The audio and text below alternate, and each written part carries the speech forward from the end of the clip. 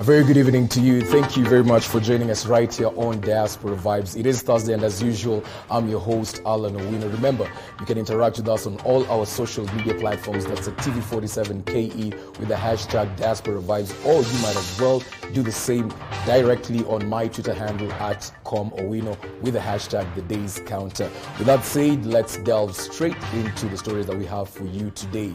Our sign language interpreter is Josephine Ouko.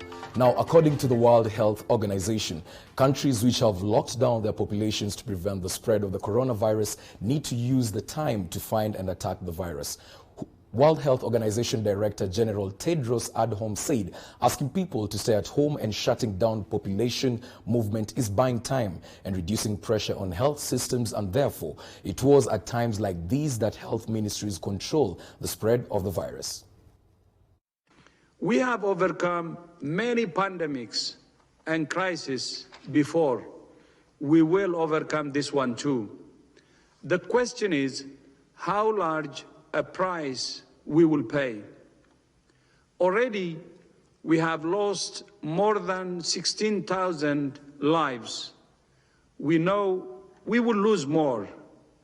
How many more will be determined by the decisions we make and the actions we take now.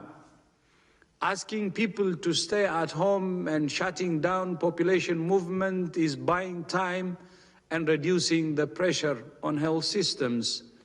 But on their own, these measures will not extinguish epidemics. The point of these actions is to enable the more precise and targeted measures that are needed to stop transmission and save lives. The time to act was actually more than a month ago or 2 months ago. That's what we have been saying.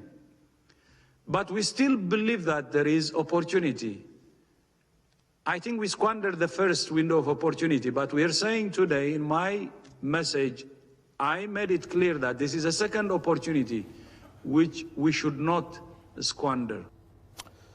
All right, let's now move a bit closer to home in South Africa, where we've been having cases rising. And as of now, we have more than 700 cases of the coronavirus. And just to join us and help us get a feel of the situation in South Africa, we were joined by a lady in South Africa to help us discern what the situation is down there. So let's go straight to that.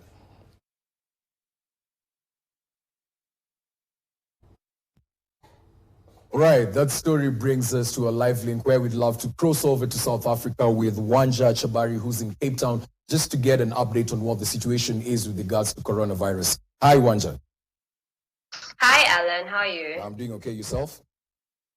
Fine, thank you. All right. So just before we get the update on the issues pertaining to coronavirus, now initially, South Africa has been making headlines with issues to deal with xenophobia, mistreatment of black people in South Africa. What is the situation since the COVID-19 virus broke out? Are we seeing some sense of togetherness, or it's business as usual? Well, I think at the moment we've got bigger problems to deal with, as you mentioned, which is the COVID-19. So there isn't so much emphasis on who comes from where or who is doing what. We all just sticking to the government directives, and there's a sense of togetherness in the sense that everybody wants this disease gone. All right. Okay, now South Africa is the African country with the highest number of coronavirus cases, spanning up to 700, and Ramaphosa gave out a directive that South Africa is going to have a lockdown of 21 days beginning midnight of Thursday. How have the people been responsive to this? Has there been some sense of retaliation, of guys have just accepted this, and what's the general mood with regards to what he announced? Well, I don't think there is any sense of retaliation to what he said. I think we all pretty much happy to stay home if that's going to keep all of us safe. I just came out from what we're calling panic shopping. So we all just being ready for the lockdown. The supermarkets are pretty full with everybody stocking up on the things that they need. And we're just waiting for tonight at midnight so that we can all stay home. All right. Now, during this lockdown period, people will not be allowed to exit their houses unless they're going for extra supplies like food, medical services and stuff like that. But one key thing that stood out of that is the issue of social grants. These are going to also be offered to South Africans. How is this going to work? How is the government planning to get these grants to the people? So when we speak about social grants in South Africa, it's not something that just came up because of COVID-19. It's these grants are grants that have been there since the new government post-apartheid. So they are grants that are given to people who cannot sustain themselves that much. So we're talking about older citizens who've stopped working, or the less fortunate in one way or another. So whether you're a foster child or a foster kid, whether you're taking care of a child and you don't have employment. So it's just been there since post-apartheid. Does that answer your question? Yeah, it does. Okay, fine. Okay. Thank you very much for your time. Okay. All right. You're welcome. Okay. All right. Bye. All right, let's now move on to other inspiring stories, but still with regards to the coronavirus. Kenya has today announced 3 new cases of coronavirus in the country, bringing the total number to 31. As a sign of community goodwill, volunteers from the health sector are doing a door-to-door sensitization campaign to inform the elderly about the disease in Kibra, a sprawling and highly populated informal settlement in the heart of the capital of Nairobi. Take a look. As Kenya continues to announce rising coronavirus cases, community volunteers are going door to door, informing the elderly about the disease in Kibra, a sprawling and highly populated informal settlement in the heart of the capital, Nairobi. Few residents in this settlement have access to running water to wash their hands, but most have heard of a deadly new disease killing off people in China and Europe. In one narrow courtyard filled with children and wet washing, Fatima Juma listened intently as she gets handed over a small bottle of precious hand sanitizer. Nearby pharmacies have sold out. I just hear people mentioning the virus here and there, but God will help us and see us through, nothing more. Our fate lies in the hands of God. Even if we run and hide, there is nowhere to go. Juma has heard of the disease on television but doesn't know of its symptoms. She says she is fine with washing her hands but rejected the idea of social distancing as she takes care of her grandchildren while their parents work casual jobs. Many families in the slum cluster into single-room shacks. Few here have the space to isolate or the luxury of working from home.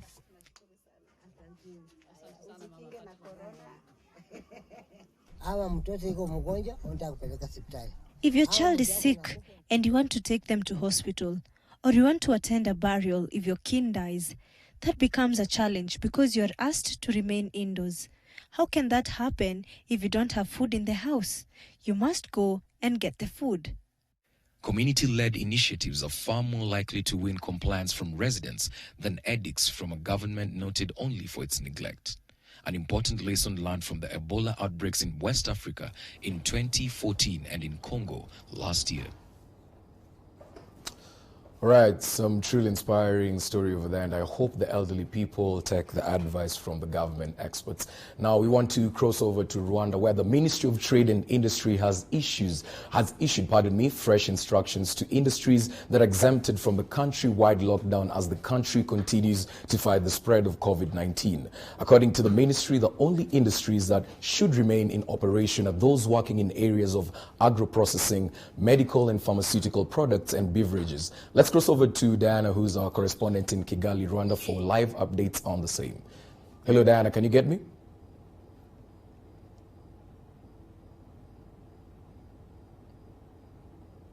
Hello? All right, we are experiencing some slight technical hitch with regards to that, but let's take our fast break. When we get back, we'll get back to that story. Do stay with us right here on TV47.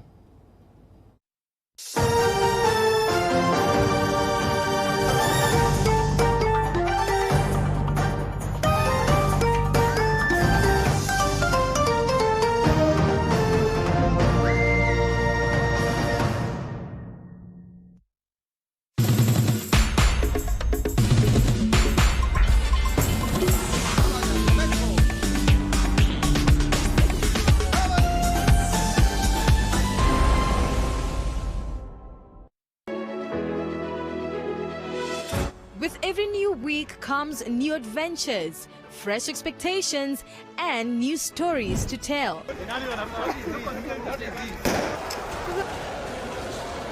Where others tell you stories as a youth, we will invite you to the table to critically debate. We will continuously recycle the same kind of leaders and the same kind of bad leaders that we end up complaining about later if we do not adopt a value and issue-based political system in this country. Well, of course, here on New Week, we are all about matters youth as youth. Analyze developing stories and how they are likely to shape up in the new week. I think youths in Kenya need to find themselves what they're good at. Where are we in that trajectory as the youth right now? Are we starting where we are? It's more than just a current affairs program.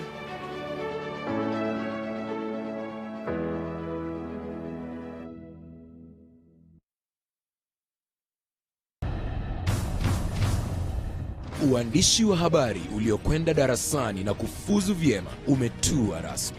Lengo lake kuu ni kufahamisha jamii kwa taarifa ya kina kupitia upeo wa TV47 unaotua kwa safari yenye hatua mpya na muonekano wa hali ya juu. Kila Jumatatu saa 1 jioni, Clifford Ndubi na Andrin Kilemi wanaibuka kwa taarifa stadi. Andrin Kilemi atarejea tena Jumanne saa 1 jioni kwa ukurasa mwingine wa habari.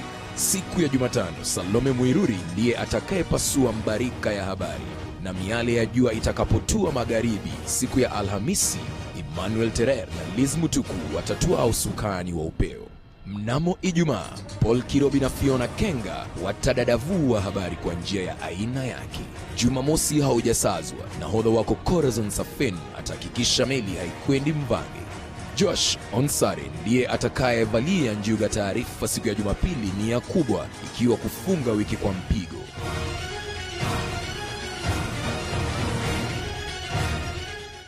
TV47, nyumbani mwa taarifa nadra zisizopakuliwa kwingine. Hey, Sospita-son, tumefutwa wote. Yawa, pia wewe? Tumeachiliwa. Si pia wewe unaweza anzisha biashara yako? Na hii economy venye iko tough sana. But not too tough for mwananchi credit. Tutafanya aje? Si niko na 5 good cars. We can get a quick logbook loan approved within 6 hours. Nataka kuanzisha salon na spa. Hii haitatosa. Si tuko na title deed spare. We can still get more money using them. Get a quick approval within 6 hours using your logbook or title deed. Do not get stuck. Call Mwananchi Credit today. Si nilikuambia. You are a big smart joke. Mwananchi Credit. Investor in people.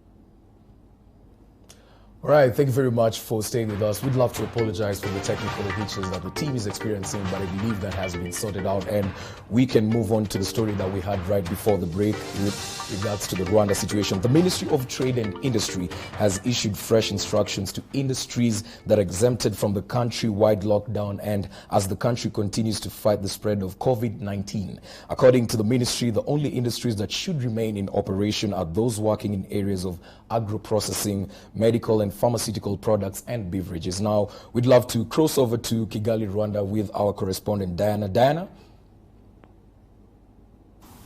Hello, Diana, can you get me? Hello there, Alan. Hi, how are you? Hello there, Alan. How are you? I'm doing okay. So we just love to get the situation going down in Rwanda as we speak. So what's the situation with regards to the lockdown and how's that coming along? Has the government experienced any sort of difficulties with regards to the lockdown? Yes, Alan, okay, it is nice talking to you today. This is actually the very first time we're doing like a live crossover with Diaspora Vybez. The country has been going through a lot in the past, actually 1 week. The country went on lockdown on Saturday, and so far the number of COVID-19 cases has increased to 45. So it's really a tough time. However, what I can say is that the country, ever since the lockdown, has been coming up with different directives and instructions to ensure that the fight against the COVID-19 pandemic is being strengthened.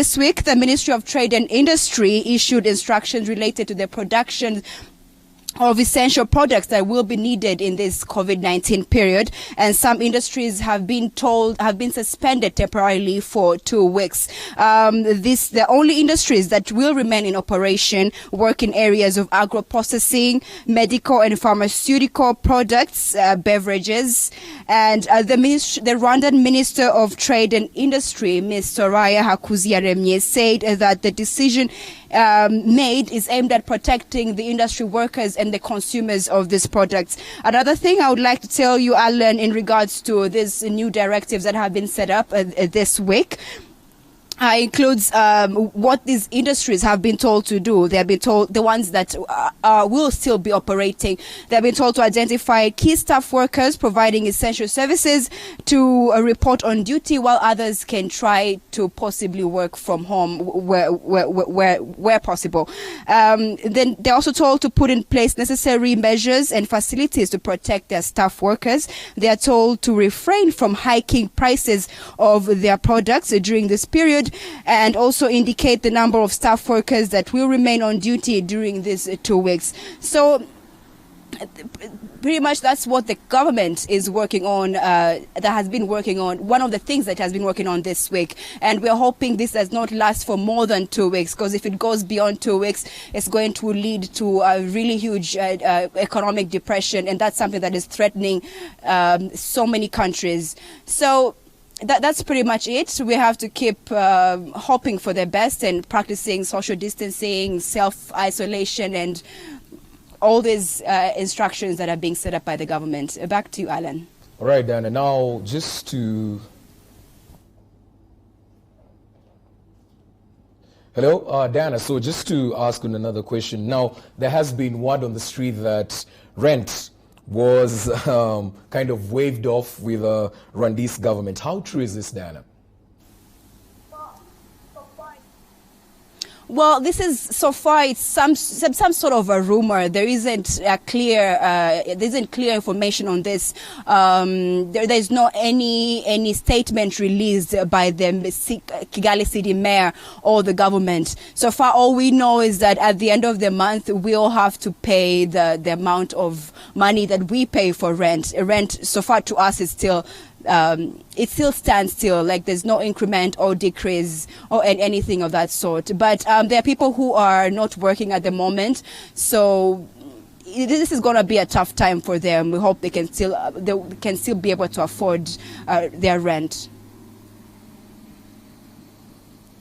Now, with regards to the new directives that have been issued to the Rwandan government, especially regarding the industrial sector, this is a critical bit of any economy, and specifically the Rwandan economy. What's the latest on these new directives?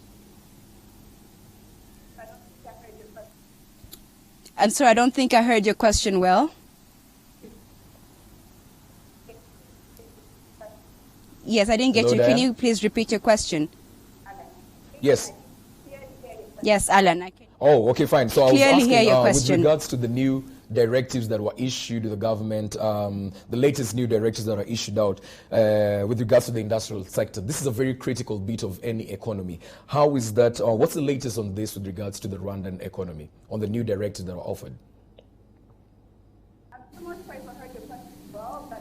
I'm still not sure if I heard your question well, but what I heard clearly is directed on industries here in Rwanda. But that's pretty much everything I mentioned earlier on how industries are being put on a 2 weeks suspension, and other industries that are producing essential stuff, industries in areas such as agro-processing, medical and pharmaceutical products and beverages, they're allowed to continue working, but their stuff is kind of will be divided into two. Some will have to stay home, others work, and they have to keep switching.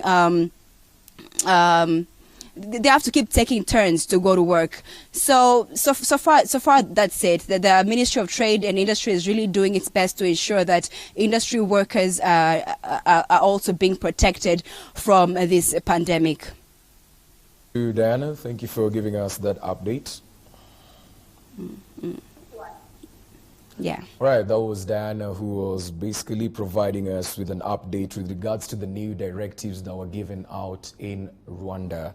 So we'd want to straight away move to the studio interview today, where we're going to be discussing matters pertaining to international relations. And the guest with me in studio today is Robert Nyakundi, who's an international relations advisor at Nakuwan Strategic and Planning Consultancy. Robert? Right, thank you very much for joining me. Now, just before we actually get into the international relations and all, let's just take this back a bit before the coronavirus got to where it is right now. I'd want to start with a point where the CS of Health, Rashid Aman, in one of his releases, he talked of Kenyans. The fact that he was justifying the issue where the Kenyan government allowed the Chinese to come into the country. He was actually justifying that and saying it would be discriminatory for us to not allow them, because not everybody coming from China is affected with the virus in itself. Do you think this was a reckless move? What's your take on this? Thank you for having me. Thank you very much. One thing that I want to say from the outset is that the COVID-19 virus is a transnational virus. It's a virus that does not know borders, does not know countries, does not know race, Chinese, or whatever.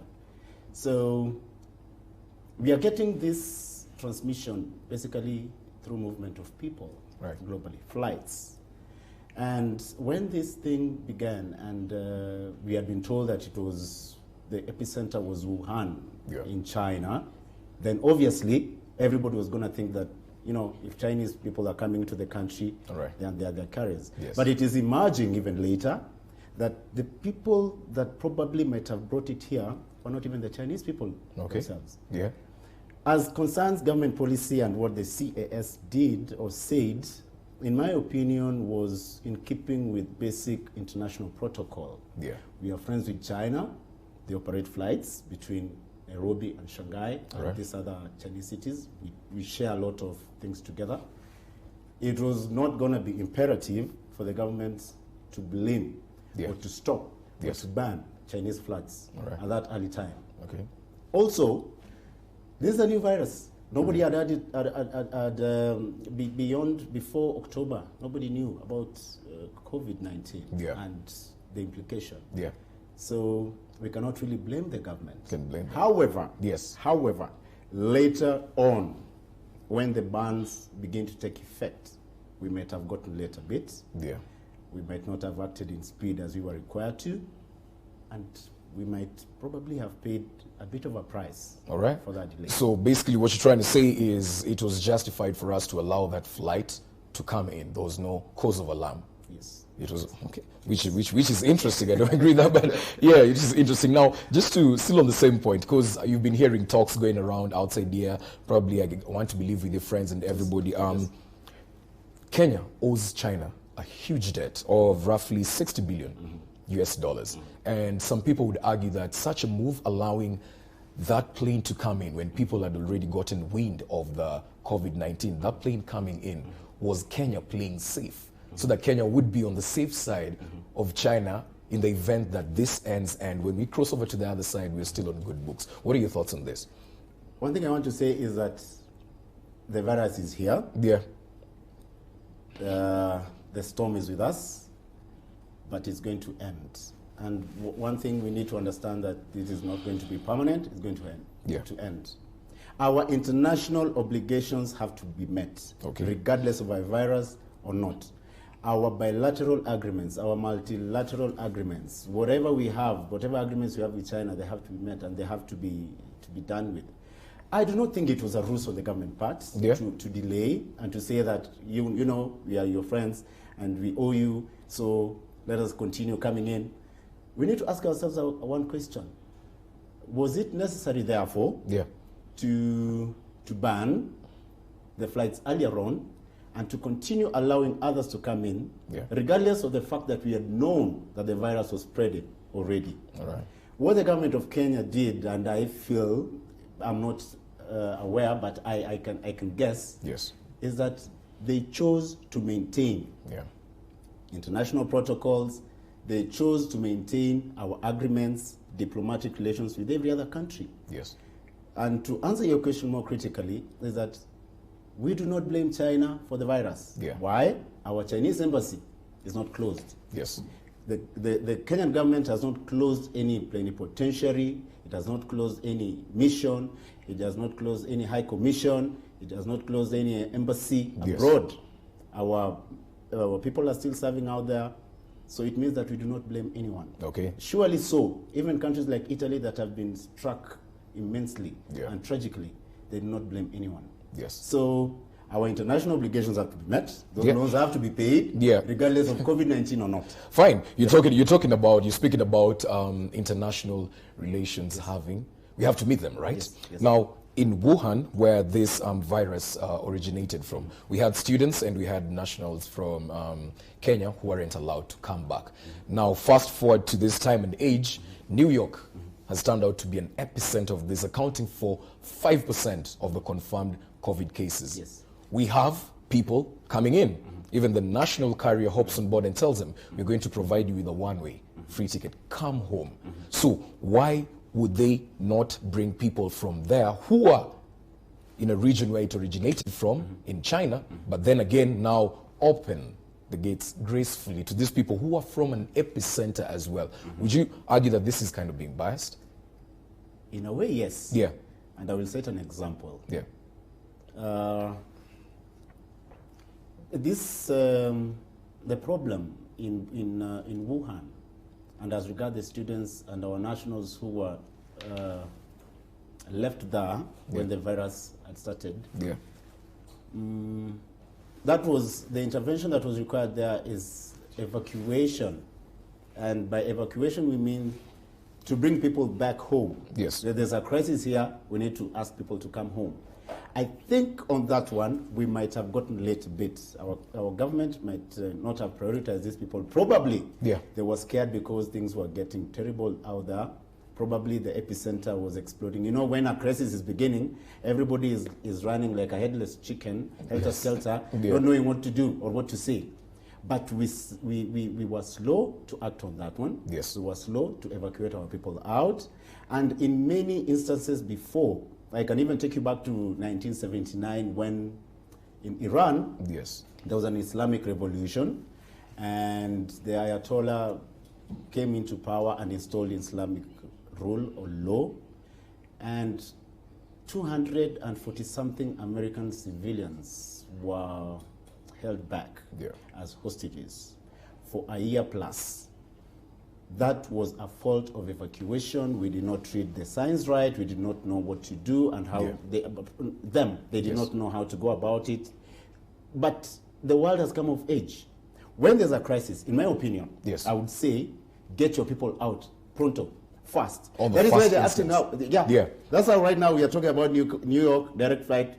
If people are the priority, get our Kenyans, let them come home. Even the president in a previous. But it's late. Yes, it's late. It's late, right? You'd admit that we're late. We didn't act right. Yes. For that one, we fought these guys. Probably somebody needs to take responsibility because the virus has come.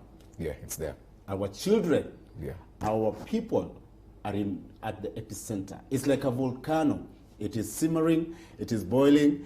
The ashes are starting to come out. Clearly, you see this is going to be a disaster. Get people out. That's all. I mean, that is the most logical thing to do. And on that one, maybe the fault. Okay, fine. just to the same point. Yes. They've allowed them Kenyans board the plane and they get here. So, because I'm just trying to track this and make it sequential here. So, Kenyans get home, right? And they have to go through the quarantine, period for 14 days when they get here. Now, the Kenyans get here, and they now have to cater for the expense of them, the self. it just, from a sitting point of any other person outside there, it looks like there's total confusion. Who's advising these people? Why would you bring these people home and not allow them to go through the self-quarantine and still charge them on that? Is that even a right move? I'm sure even as we speak right now, yeah, despite the fact that the airports are closed and no flights are coming in, right, we have people still marooned in foreign nations who are Kenyans, yes, who cannot come home. And on this one, I would say that the president had said that they would keep the window open. The door would remain open for people to come in. Yeah. And mandatory self-quarantine 14 days would have to be imposed, and people would have to stay in their homes isolated. But I think on this one, yeah, it reached a point probably we began to become a little bit sloppy. People who were coming in, yes, and they were not doing this mandatory self-quarantine. I do not want to mention the most famous example that we all know. Yeah. Somebody came in, yeah, and a leader who holds public interests, and he stayed and ignored the procedure. And went right about now his there's business. a problem. Yeah. So I think on this one, you know, at the end of the day, government has to act in the interest of you and I, the people. Yeah. So you come in, come back home. You don't have to, but come back home. Yes. The window is open. But when you get here, mandatory self-quarantine on your own. Charge at your own cost, not at home. Yes. In these hotels, in these provided facilities and things like that. I think it's because of this other case, probably like that. So it wasn't like communicated. Okay, fine. So we just let's bring the conversation back home a bit now. With regards to the borders being closed, we closed our borders to Uganda, Tanzania. Uganda, over the past few years, has been a key player in the economy in the sense that they provide an option. They provide cheaper milk where there was a complaint of the imports coming in, cheaper eggs. They also supply. We import electricity from them to serve the western region of Kenya. Now, what is the ripple effect from a consultancy perspective? What is like the ripple effect of shutting down these borders as of now? Okay. Yeah. So as we speak right now, borders are closed. Yeah. Our airports are closed. In terms of people coming in, traffic coming in, goods coming in, probably essential. What I want to say on this one is, I think the restriction is on movement of people. Yeah. There's a circular that came out yesterday after the president's briefing on the people who are allowed to make movement. All right. And part of this is about fresh produce and goods can still come in and things like that. I wouldn't know about the borders being opened and trucks, because we are also a corridor from our port of Mombasa. Yes. Uganda is a landlocked country. Most of the petroleum products they get from our ports all the way to DRC as well. Yeah. I think for the most essential things that we cannot do without, it's still going on. Right. I don't know if they are filtering in a way, yeah, but I think the restriction is on movement of traffic of people. Yes. Keeping in mind that we have an East African Community Protocol that allows us to move within the East African countries, including Rwanda and Burundi, without visa, without providing, without even a passport. You just need to display your ID and you can get through. I think these are the measures. They are the set measures. These are the measures that, but I don't think fresh produce milk, if it's coming, eggs. Yeah, it will come in. Okay, fine, fair enough. Now let's just make this a bit political, and I know people might want to steer away from making this whole situation political in the sense that these are dire times and grievous time that we're living in, and just try to focus on crossing over to the other side. But let's make it a bit political, right? Yes, yes. We've seen other countries cooperating. We saw Cuban doctors being sent to Italy, even where Italy is like the place with the highest numbers, right? Oh, Cuban doctors went to help. Just the other day, Jacquemus Center's kids, he's been helping out different nationalities with regards to helping to curb the spread of this. Yes. Would one say that this is a move by China and these other players and allies of China to come out as a superpower at the end of this all and just like do away with the states? Because right now there's a lot of confusion in the states administration from what we're seeing online. Okay, yes. Yeah. That's a very, very critical question. Yeah. And it goes right at the middle of international relations, diplomatic politics, yes, and the balance of power in the globe. I want to say this. Ever since the Cold War that culminated in 1989, I do not think we've had any other crisis that has commanded international attention, such as COVID-19. We might have gotten close probably with, sorry to say this, Rwandan genocide or the Balkan conflict or the Iraq 1 and Iraq 2, the wars, the Afghanistan and many others, these interstate conflicts. But something that has seized the mind and body of the globe, nothing comes close to COVID. The 2008 global financial crisis also came a bit close, but this is the biggest. This is unprecedented. And I think it even goes back to the Second World War. This is unprecedented. The attention, I'm talking about the attention.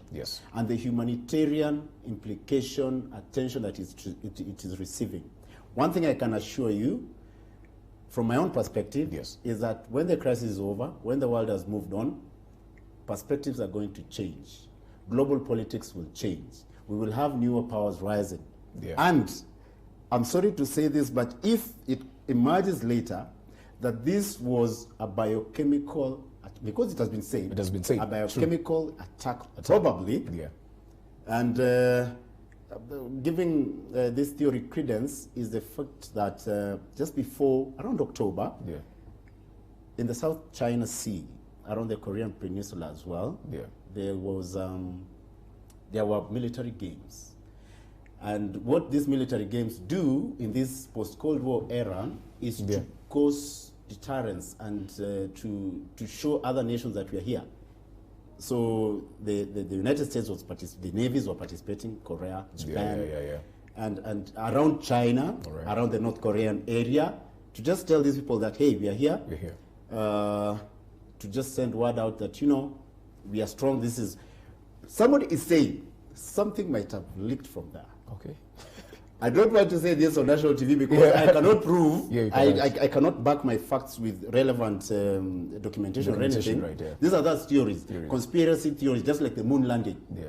But having said that, dynamics are going to change, and yes, the United States might not be as strong as before. Strong any much longer. In fact, even before COVID-19, it had been predicted the way China was coming. The way China was coming, it was going to, in less than 5 years. Also, in some quarters, as we wrap up, yes. In some quarters, it has been suggested that COVID-19 came out to limit, stop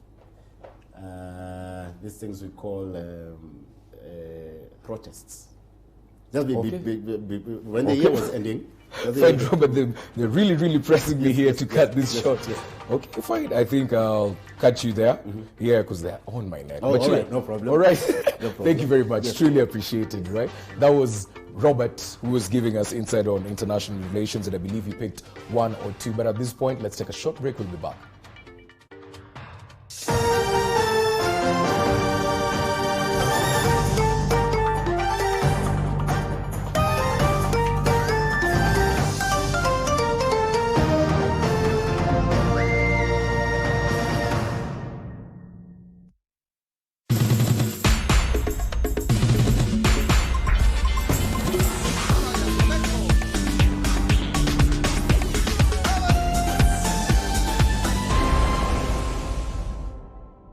Coronavirus COVID-19 is a respiratory virus spreading across the world.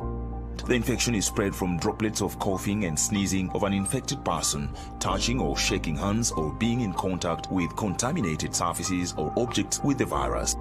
The signs and symptoms are fever, coughing, headache, body ache, difficulty in breathing. The disease can be prevented by regularly washing hands with soap and running water. Avoid close contact with people who have flu-like symptoms. Avoid handshake, hugs, and kissing. Also, protect yourself by covering your mouth or nose using a disposable tissue while coughing or sneezing. If you experience these symptoms and you had traveled or been in contact with a person from a country reporting COVID-19, you should isolate yourself for 14 days and seek immediate medical attention or report to the nearest health center. This message has been brought to you by the Government of Kenya and its partners. For accurate information on COVID-19, dial *719# or call 719. Follow us on Twitter at MOH_Kenya, at spokesperson GOK, at WHO.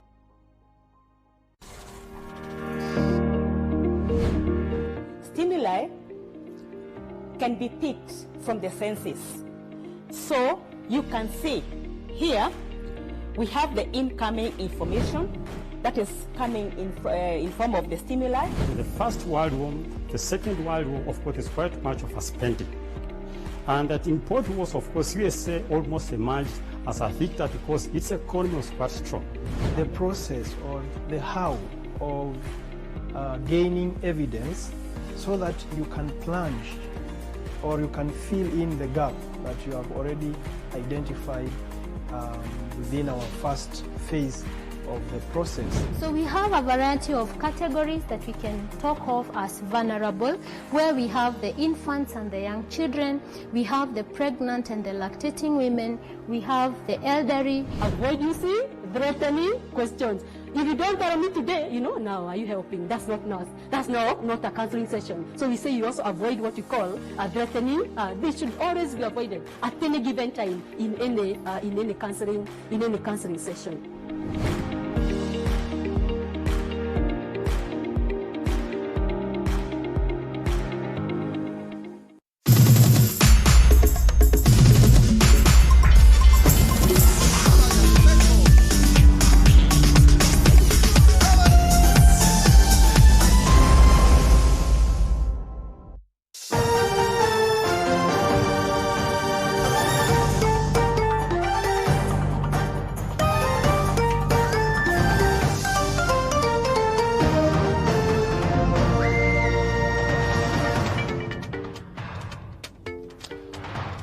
Right, thank you very much for staying with us right here at TV47. Now that earlier on we had the interview with Robert, a very informative interview, and I wish we could continue, but we had to kind of short cause of time. Now we want to move on to a next segment, which is diaspora culture, and this week we're going to focus on Italy. Italy, as we speak, is having the highest number of coronavirus cases, but despite all that, one could always pick one or two things from a bad situation. And on this week's segment, we want to tell you one or two things about the Italian culture and what makes them a good country. Have a look. Italy currently is in record of the highest number of coronavirus infections after the initial epicenter, Wuhan, China, recorded a steady decline. However, there is much more that wails Italy, which comprises of some of the most varied and scenic landscapes on earth and is often described as a country shaped like a boot.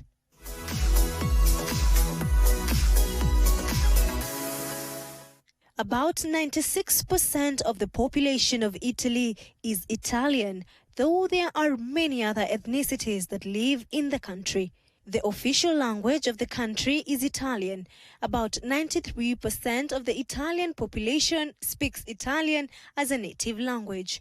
Rome, which is its capital city, was founded in 753 BC, making it a popular tourist attraction. More than 50 million tourists visit Italy each year. Family is an extremely important value within the Italian culture. Their family solidarity is focused on extended family rather than the West's idea of the nuclear family of just a mom, dad, and the kids. The major religion in Italy is Roman Catholicism. This is not surprising, as Vatican City, located in the heart of Rome, is the hub of Roman Catholics and where the Pope resides. Roman Catholics and other Christians make up 80% of the population, though only 1/3 of those are practicing Catholics. Italy is home to a number of the world's most renowned fashion houses, including Armani, Gucci, Versace, and Prada. Hello, bougie. Europe's 3 active volcanoes, that is Etna, Stromboli, and Vesuvius, are all located in Italy. Italian cuisine has influenced food culture around the world and is viewed as a form of art by many. Wine, cheese, and pasta are important parts of Italian meals. Pasta comes in a wide range of shapes, widths, and lengths, including spaghetti and lasagna. For Italians, food isn't just nourishment, it is life. Family gatherings are frequent and often centered around food and the extended networks of families. No one area of Italy eats the same thing as the next. Each region has its own spin of Italian food. The most celebrated holidays in Italy are Christian-based. The celebration of the Ifadi, celebrated on January 6th, is much like Christmas. Pasquetta, on the Monday after Easter, typically involves family picnics to mark the beginning of springtime. November 1st commemorates Saints' Day, a religious holiday during which Italians typically decorate the graves of deceased relatives with flowers.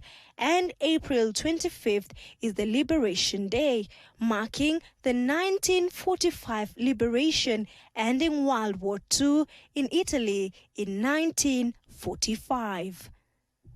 Kawera Wakithinji for Diaspora Cultures.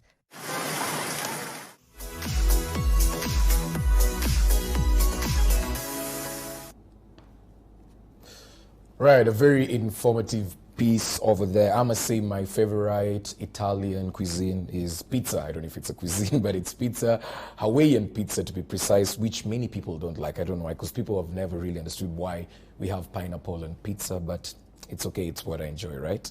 I hope you enjoyed that segment. Let's now move on to the next one. The next segment is Returning Diaspora, where we have Mia Spate, who's an actress from the United States. Now, she was over in Kenya to handle certain errands, but guess what? When she was about to exit, her flights were cancelled and she had to remain here. Let's listen in on the conversation that I had earlier on with her during the week.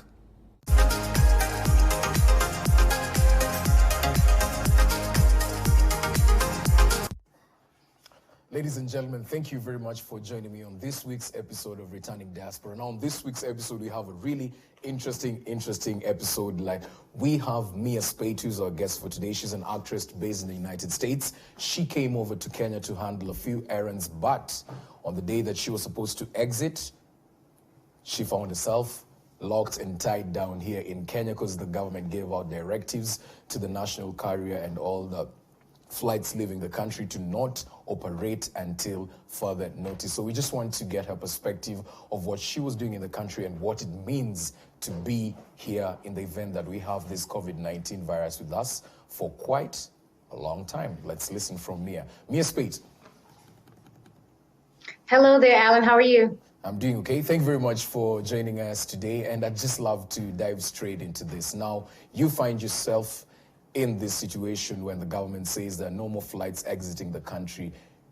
What does this mean for you? What does this mean for you as a diaspora who was supposed to head back to the United States? And before that, maybe just tell us what you were handling when you came into the country.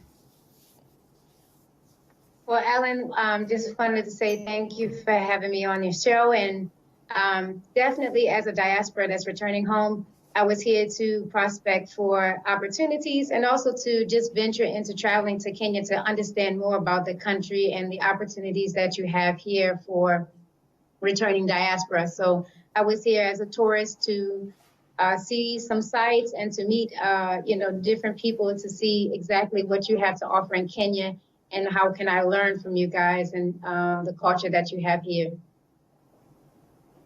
All right. So let's just say we don't actually get a vaccine to this and the country goes into total lockdown, as we've seen other countries like South Africa implementing this about a day ago, Rwanda and other countries actually taking strict measures with regards to this. Say you're bound to be here for the next 2 years. How are you going to adapt to this? Well, I think I have no other choice but to adapt. As a person that have a love for Africa, I will find a way. I think everything happens for a reason, and I think that all of my steps are ordered by God. So if I am here for an unforeseen amount of time or there's some sort of lockdown that is put in place, and I would try to make the best of a otherwise bad situation. And I understand that the country is taking precautions to keep the virus from spreading. So I understand, and I'm not frustrated or angry about it, but I am hopeful, because it happens when catastrophes happen. It also brings out the true nature of the individual when things are not going as planned. So if I am here for a unmentioned amount of time, I will try to make the best of the situation and try to work with my contacts and to try to find some opportunities via Skype and continue to learn more about this country that I would love to do business in. Right. Now, just as an actress, you're in the field of arts and culture, you're a content producer, and just a couple of weeks ago, there was complaints from different content producers within the country that people now need to start considering them because this is not a good time for them, in the sense that there are people who live from paycheck to paycheck. They don't depend on a salary. So, as an content producer in the United States, and now you want to transition into this space, do you see yourself surviving in a scenario where content producers are not necessarily taken that good care of? I mean, how would you adapt your lifestyle in that sense? Because we saw a lot of them complaining, and I don't know if they've been sorted out. Is this a situation that you'd love to be in? How are you planning to mitigate through this?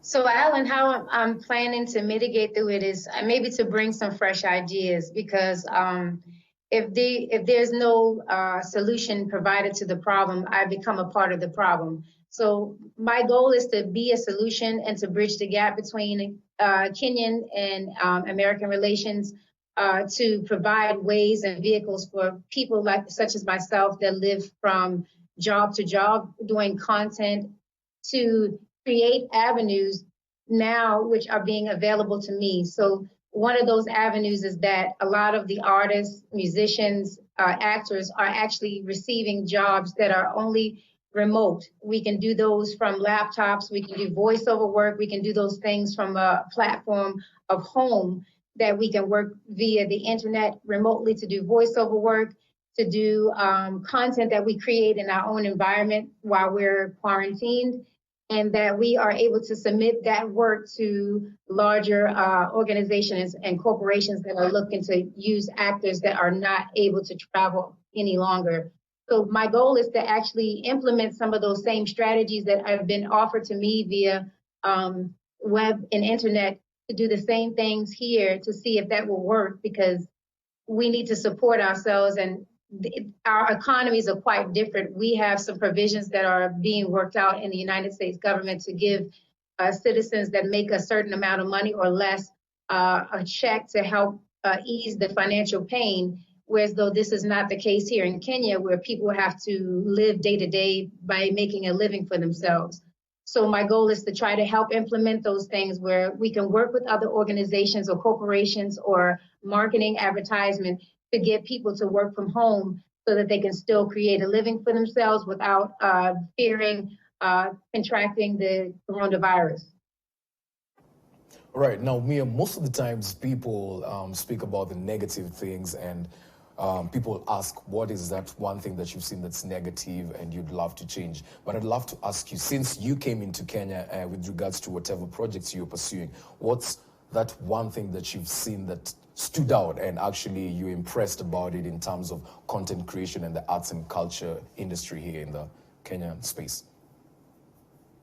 Well, one thing I was very impressed about is the reporting of international affairs here. I didn't think that you would be reporting things that are happening live from America as they happen. And I'm very impressed with that, because it shows that Kenya is not just concerned about itself only, but it has a global mindset. So I'm very impressed about that. And I see that a lot of people are here, not just Kenyans, there are Indians, there are other cultures here, there are Europeans here. And that opened my mind to people know that the world is not just where they live, but it's the whole globe. And as we interact, we can learn from each other. So I really am impressed by the global mindset of Kenya. And I hope that they would continue that so that we can understand how we best can help you guys to become more industrialized and more global minded.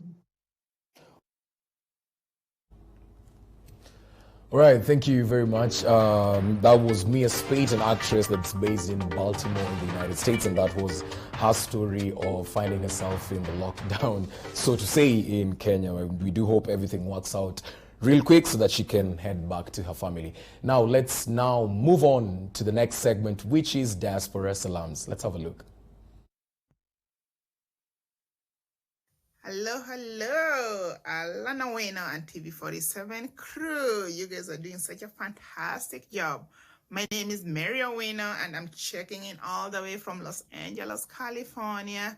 I just want to send some positive vibes to all my family, including my sister Lillian Owena, my brother Bernard Owena, my cousin Josephine Alwen, aka Mama Bear, all the way in Kisumu, Olive Mumbo, Lina Nyaseme, Nico Tango, Samoran Dixon Owena. Just to remind you guys, it's Corona time. Make sure you all wash your hands. Everybody else, wash your hands. Remember, it's Corona time. Love you. Mwah. All right, ladies and gentlemen, unfortunately, we've come to the end of this 1 hour ride. I've been your host, as usual, Alan Marina on Diaspora Vybez. Now, before we end this, my hat goes out to Italians and every single person who's out there in a different space. This COVID-19, we will defeat it. It's only a matter of time. So let's follow all the necessary precautions. Wash your hands, sanitize, social distancing, which is a hard thing, but just try as much as possible to follow that. And trust me or not, we'll cross over to the other side alive and well. Thank you for joining me this evening. Until next Thursday, be good, stay safe, and spread nothing but love. Peace.